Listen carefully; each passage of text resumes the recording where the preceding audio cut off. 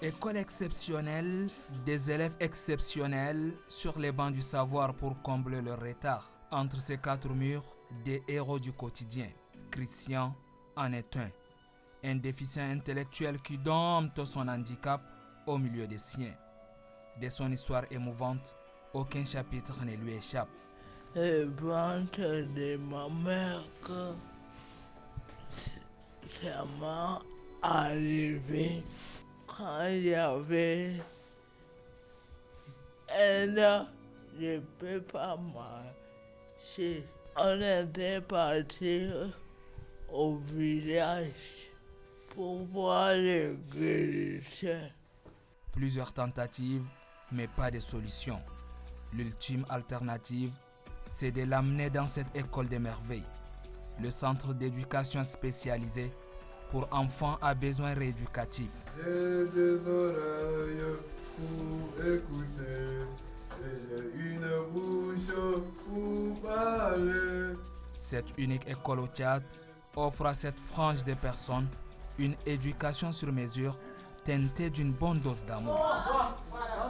Entre eux et leurs passionnés encadreurs qui leur garantissent une meilleure vie, le courant passe.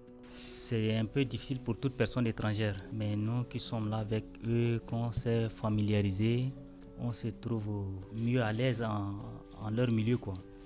Et eux également, ils sont tellement contents et heureux aussi avec nous. Exclus et méprisés de la société, ils sont nombreux. Ces enfants contraints à gagner la rue à cause de leur handicap. À cette heure de la matinée, Mouna aurait voulu être en classe. Mais hélas, elle se retrouve à faire face au mépris de la société. Christian, lui, en sait trop. Au quartier, on m'appelle le fou, mais moi, je m'en fous.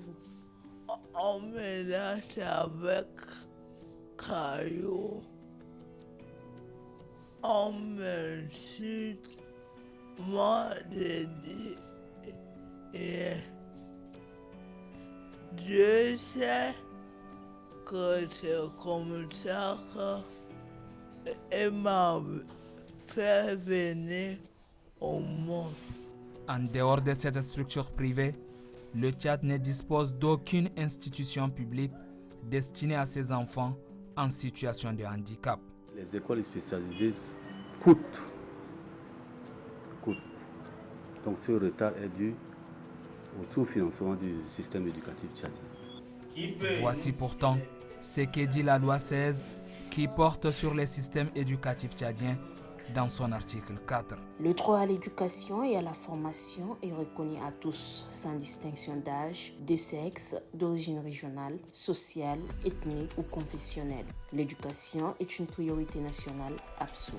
En attendant que le système éducatif tchadien ne penche sur cette question, le Centre Césaire continue ses œuvres.